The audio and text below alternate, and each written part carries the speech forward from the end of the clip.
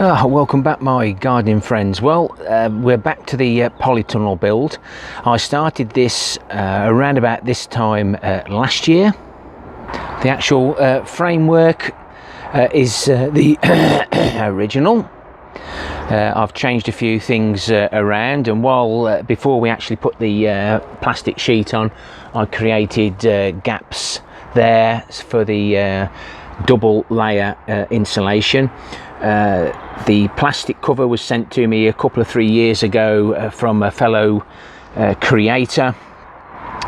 His channel's disappeared again, and we got that on, and we raised it up by 0.8 of a meter, and we created some sliding panels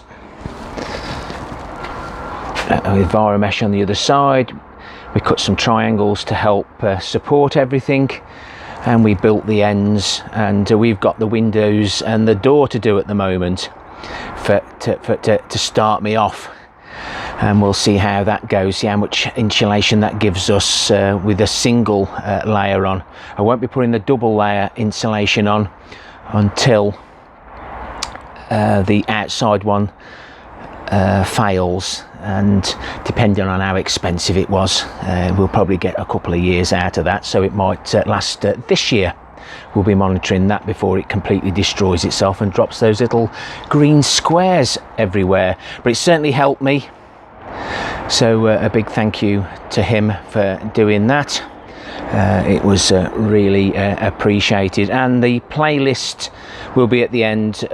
So basically you tap the card and go and watch this from the start, but we actually have set everything on concrete blocks with screws underneath, so none of the wood is actually touching the base.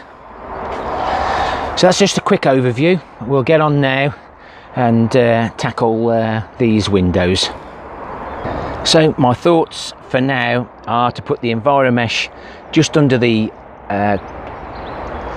wood that's actually holding the polycarbonate in, so I should be removing that shortly, stapling the Enviromesh to the inside, and then replacing the wood. I'll see if I can do a bit of pause and record, if you can actually see what I'm doing.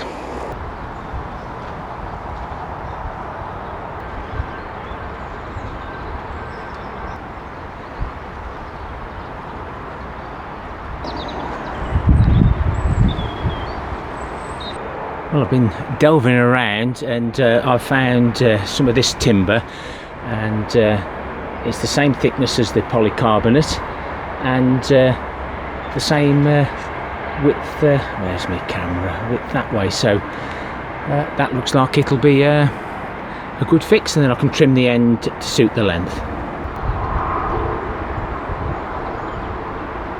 That's worked out really well. So to hold it in, remember the old bed slats that we found, dumped, put out for somebody? Well, I'm going to use those to hold that polycarbonate in.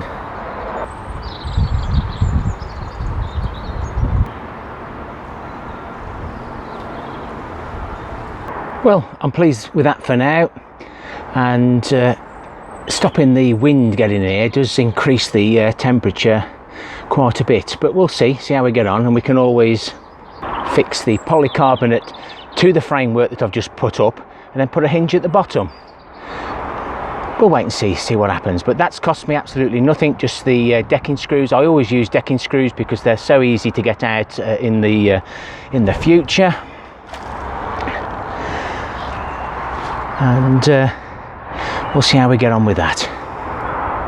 And recycling a child's bed, mind you, I think I scribble like that when I'm an adult, but yeah, recycling something that we see that's going to the dump, we can repurpose it, and that's what I've done on this polytunnel with a lot of the timber.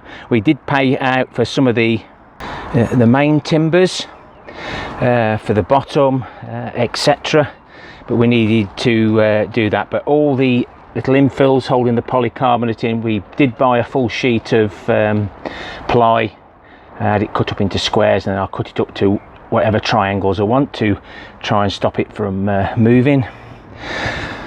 And we did buy the roofing laths for this, and all the bolts have been recessed, extra long bolts, but it's worked out really well.